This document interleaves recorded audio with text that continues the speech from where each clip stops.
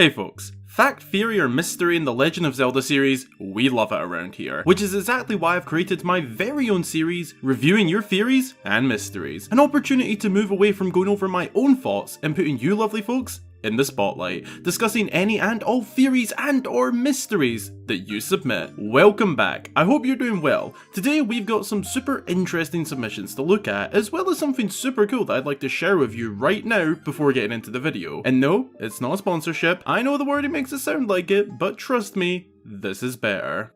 With that, allow me to introduce you to Hyrule Highlands 2 by Tim DeMan. If you're an avid Zelda fan, which I'm sure you probably are if you're watching this video, then you might be interested in this brand new Celtic style Zelda album. It has songs from Ocarina of Time, Majora's Mask, The Wind Waker, Twilight Princess, A Link Between Worlds, Skyward Sword and Breath of the Wild. And guess what? It's all made by Tim DeMan himself. A true work of art if you ask me. It was released earlier this week, and if you're interested in an incredible piece of work, I have it linked below. Go give it a listen before or after the video. You won't regret it.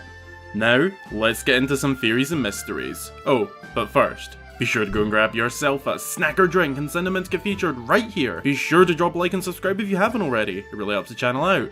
And let's get into this one.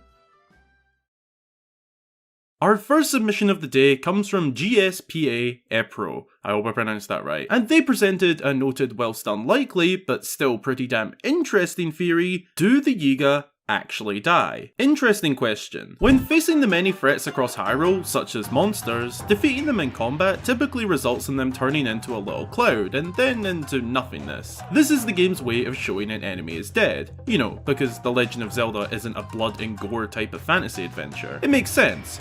However, upon defeating a Yiga soldier, this doesn't happen. Rather, they sort of teleport away. The move done to make this possible is very similar to some of their actual teleportation moves seen in combat. Those vary from simply just vanishing into dust and then reappearing, to summoning the 9 hand symbols around them, vanishing, but when reappearing, striking the hero from above. Shout out to Zelda by the way for teaching me that one. When we deliver the final required hit to take down a Yiga soldier's health, they'll typically backflip in a sort of retreat, form this hand symbol, and then vanish into nothing but dust, just as they do during combat, but this time, they don't reappear. They certainly don't appear to actually die as every other enemy would upon dealing enough damage. So what's going on here? Well, you mentioned in your comment that the only Yiga we've ever seen die was in the Breath of the Wild spin-off, Age of Calamity. Whilst a debatably canon or not canon game, it's part of the Breath of the Wild era, and that's enough for me to bring it into discussion here. In that game, Astor literally takes the soul of a Yiga soldier,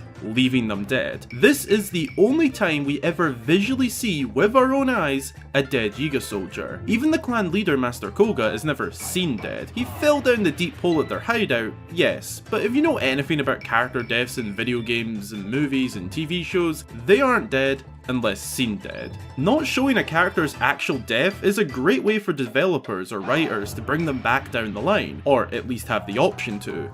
Koga is pretty powerful, despite not seeming so. I mean, he can literally levitate and spawn stuff out of nowhere. I'm not sold that he couldn't save himself from this fall. To answer what happens, I think you said it yourself. You also noted that you assume they're just quick enough to know when they're beat and then teleport back to base to rest. This, for me, is the most likely answer, and I'd agree with it. Now, if the Yiga don't ever die, then in the sequel, they're presumably all still around. Could they be planning something for this next adventure in Hyrule? A part 2 to their storyline? A comeback if you will? We'll have to wait and see, but what do you think? Moving on to our next submission from Slime Cognito. In Twilight Princess, the Ordonians were the only non-pointed ear humans in Hyrule, but following the game, the only humans left were Hylians and Gerudo, pointed ear humans. What happened to the non-pointed humans from Ordon Village? Honestly, I've never really thought about this, and it's not because things like this confuse me. No, not at all. Okay, maybe a little bit. But I am of course willing to discuss this mystery. Just for you. So, the term human in The Legend of Zelda isn't exactly defined very well. If you look online, you'll probably find multiple answers, but from what I could find, and I will link sources below, as well as going off my own interpretation, human is a bit of an umbrella term for humanoid races. This meaning Hylians, Gerudo, and the non-pointy ear humans, such as those seen in Ordon Village, are all humans. The Gorons, Zora, Rito, and so on are their own species. To make this less confusing going forward, Hylians, Gerudo, and those from Ordon are all human. Obviously different kinds of humans with unique features and traits, but generally all being human. So in Twilight Princess, we start off in Ordon Village, a small farming settlement outside of Hyrule. Yes, that's right, this village is actually just outside of Hyrule and is even separated by a canyon. In the game's opening scene, Russell even says to Link, "You've never been to Hyrule, have you?" More than confirming that Ordon is indeed outside of the kingdom. Keep this in mind. Those from Ordon are the referred to non-pointy-eared humans, the rounded ears. Something very uncommon in the Zelda series. The humans we're used to are Hylians and Gerudo, both people with pointed ears. They're also the most commonly found within the Kingdom of Hyrule. However, rounded ear humans do appear sometimes, notably those from Ordon, Labrina, Holodrum, some islands in the Great Sea and the world of the Ocean King, and Hytopia. All of these locations that round ear humans can be found in all have one thing in common. The same thing I told you to remember about Ordon.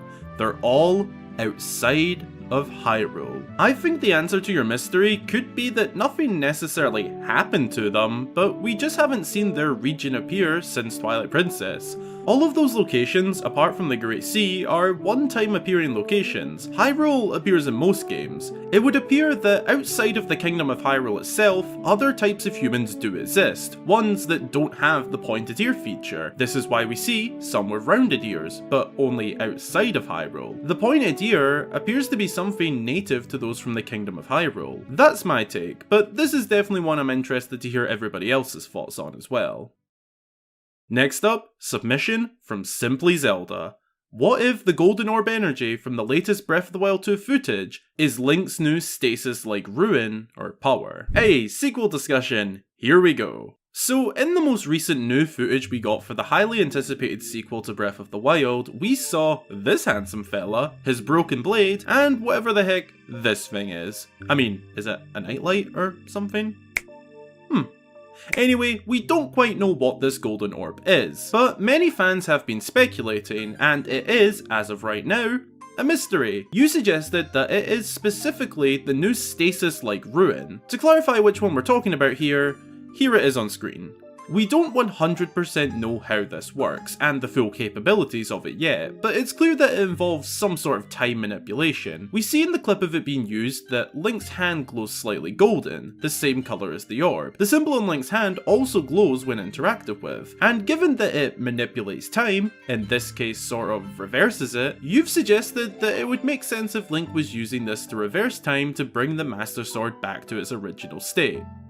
Okay, I see where you're coming from with this one, and I do like it. However, for me, I'm not completely sold on this being the case. I don't think that this mechanic specifically is the key to bringing the Master Sword back to its best. I do however think that there will be time reversal or travel mechanics involved in restoring the Master Sword, perhaps also with Link's new abilities. I just don't think it will be this one. But hey, I could be totally wrong. This will likely remain a mystery for a little while, probably until the game is released. But I do like the creativity behind it. Next up, from Link Boy, why does the Temple of Time keep moving around? Is it rebuilt time and time again, or yet another unexplained change that we just have to deal with, such as timeline changes? Great! A timeline influence mystery. Yay. Just kidding, I wouldn't have picked this if I really didn't want to discuss it. I like to challenge myself sometimes. Whilst I struggle with the Zelda timeline and understanding exactly how it works, this mystery is intriguing and I want to give my input. So, the Temple of Time is a very special place in Hyrule, appearing 4 times across the series, chronologically speaking in Skyward Sword, Ocarina of Time, Twilight Princess, and Breath of the Wild. The design, interior, and even location change with time. Why is this? The original was an open area, more of a courtyard, found in the Linearu Desert, and was also home to the Gate of Time. In Ocarina of Time, it was a temple in Castletown, housing the Master Sword and entrance to the Sacred Realm. In Twilight Princess, it can be found deep within Faron Woods, and in complete decay. It's possible to enter it via some time travel mechanics, and it does resemble the one seen in Ocarina of Time before entering the unseen depths. In Breath of the Wild, it's once again found in ruin, on the Great Plateau, far from Castletown, far from Farron, and far from the nearest desert. This time with no secret entrances, not containing the Master Sword, or anything like its past history. It now contains a Hylia statue. There have been a number of theories on this over the years, and Breath of the Wild just made the mystery even greater. Some say the Great Plateau is the old castle town based on nearby ruins such as the Bridge and Eastern Abbey. I'll link a video regarding that below if you want to check it out. Some other theories suggest that the location is simply just rebuilt time and time again. Others just put this down to the timeline moving it around. For me personally, I believe the location was rebuilt by the royal family on multiple occasions. I believe that they're behind this, and I also believe that they want a Temple of Time around and can easily sort out whatever magical things they need within it, such as a Master Sword pedestal or secret entrances to other realms. The royal family tend to have a lot of secrets, and I personally believe the best explanation to this one is that they've rebuilt this location over the ages. I mean, the Zelda timeline spans thousands of years. Perhaps why it moves so often is because the royal family leaders of the time frame that whichever game we're in takes place want it nearby, whereas some others may have wanted it far from civilization and out of the way, protected I guess. Over the entire Zelda timeline there will have been several royal families of Hyrule. I doubt they all had the exact same wants, and I'm sure some wanted the Temple of Time close to them and others wanted it out of the way and hidden. That's my answer to this mystery. Now for our fifth and final submission of the day. From LEGO Master 25, the headline submission of the video, LEGO Master, also named by the way. What is Monk Maz Koshia's role in the sequel? Could he possibly train the likes of Zelda and Paya? Now, this is interesting. As noted in your comment, Monk Maz Koshia was the only Sheikah monk in the game to not fade away after fulfilling his purpose. All Sheikah monks do after completing their shrine or challenge. It's quite literally explained to us that they fade away once their purpose is fulfilled. Meaning, Maz Koshia hasn't fulfilled his full purpose yet. Every other Sheikah monk, including the Trial of the Sword monks, all fade away after fulfilling their purpose. How things end with Maz Koshia is after completing the final trial, a battle against him, the screen just fades out and we can clearly still see him levitating there and not fading away. So could this be an indication that this monk will appear in the sequel? It's an interesting question to ask, and honestly, I hadn't thought about it until you brought it up, and I gotta say, this is very possible. Call me crazy, but the look of all these islands up here just fit Sheikah monks. This place feels very ancient, sacred, and peaceful. Maz Koshia could easily be up here, or go up here, perhaps in this large structure. That's a completely random guess, no proof behind it. The possibility of Maz Koshia being present is fairly okay in my opinion. His character was left completely open to return given the lack of a fading away. Now, you've specifically asked about the likes of him training Zelda and Paya. I can understand where you're coming from this. Zelda will have a more prominent role in the game than last time out, and Paya is a Sheikah related to Impa. I'm not so certain on Paya being as involved, but I can't rule it out obviously. Honestly, I don't think a return for Maz Koshia would be done in the form of training Zelda and or Paya. I like the idea, but I don't see it happening personally. I do, however, think a return is on the cards for him, and I would like to suggest an alternative idea. Maz Koshia could be a sort of guide to the Sky Islands. Maybe residing on a sort of hub island within this new area and being the one handing out the main quest up here. I'm not too sure, but I am very intrigued at the idea of Maz Koshia returning in the sequel. I mean, it could even make sense because Maz Koshia is kind of like the main Sheikah monk, I guess? Certainly seems like the strongest, certainly seems like the most important in a way. I'm not too sure, but I am now very intrigued at the idea of Maz Koshia returning in the sequel. And I definitely want to hear, I really want to hear everybody's ideas for a potential return down below in the comments.